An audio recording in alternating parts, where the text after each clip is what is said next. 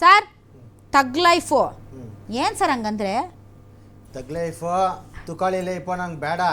ಇವತ್ತು ಕಮಲಾಸನ್ ನೇರವಾಗಿ ಹೇಳ್ತೀನಿ ಮೇಡಮ್, ಕಮಲಾಸನ್ ಸಾರಿ ಕೇಳಿ ಬಿಡಲಿ. ನೀವು ಹೇಳಿದ್ರೆ 5ನೇ ತಾರೀಕು ಫಿಲಮ್ ಅಂದ್ಬಿಟ್ಟು ಫಿಲಮ್ ಚೇಂಬರಲ್ಲಿ ಏನನ್ನ ಡಬಲ್ ಸ್ಟ್ಯಾಂಡಲ್ಲಿ ತೀರ್ಮಾನ ತೊಗೊಂಡು ನೇರವಾಗಿ ಹೇಳ್ತೀನಿ, ಸಾರಾ ಗೋವಿಂದ್ ಅವ್ರ ಮಕ ನೋಡ್ಕೊಂಡು ನೆನೆ ವಾಪಸ್ ಬಂದಿದ್ದೀವಿ. ಅದೇನು ಮಾತಾಡ್ತಾರೋ ಬಿಡ್ತಾರೋ ಡಿಸ್ಟ್ರಿಬ್ಯೂಟಿಗೆ ಸೇರಿರೋದು. ಏನನ್ನ ಅವ್ನು ಕ್ಷಮಾಪಣೆ ಕೇಳಿ ಅವನು ತಗ್ಗಿ ಬಗ್ಗಿ ಬೇಡ್ಕೊಂಡು ಭಿಕ್ಷೆ ಬೇಡದೆ ಫಿಲಮ್ ಓಡೋಕ್ಕೆ ಬಿಡ್ತೀವಿ. 4ನೇ ತಾರೀಕೆ ಅವ್ನು ವಾಲ್ ಪೋಸ್ಟ್ಗಳಿರಲ್ಲ ಎಲ್ಲ ಥಿಯೇಟರ್ಗಳ ಮುಂದೆ, ಅದನ್ನು ನಾವು ಮಾಡಿ ನೋಡಿಸ್ತೀವಿ. ಇವಾಗವರೆಗೂ ಕನ್ನಡ ಪರ ಹೋರಾಟಗಾರರು ನಿಂತ್ಕೊಂಡಿದ್ದೀವಿ. ರಾಜ್ಯದಂತೆ ಎಲ್ಲ ಕನ್ನಡಿಗರು ನಿಂತ್ಕೊಂಡವ್ರೆ. ಇದೇ ರೀತಿ ನಾವು ಮುಂದಕ್ಕೂ ನಿಂತ್ಕೊಂಡು ಹೋಗ್ತೀವಿ.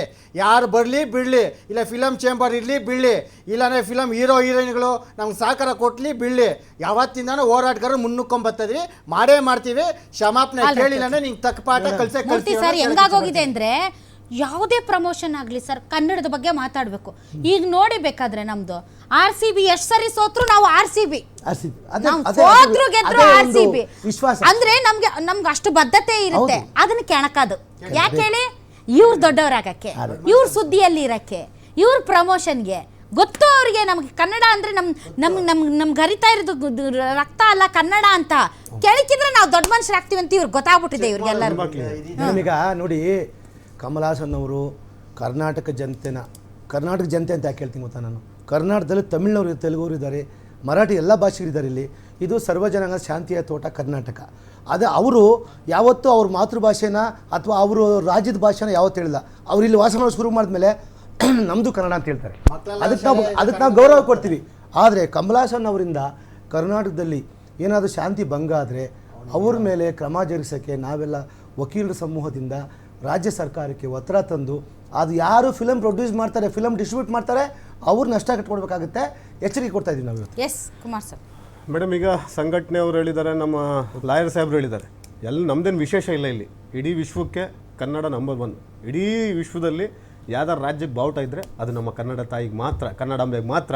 ನೀವು ವಿಧಾನಸೌಧಕ್ಕೆ ಬಂದರೆ ಇಡೀ ಒಂದು ಎಷ್ಟು 40 ಅಡಿನ 50 ಅಡಿನ ಕನ್ನಡಾಂಬೆನೇ ನಿಲ್ಲಿಸಿದ್ದಾರೆ.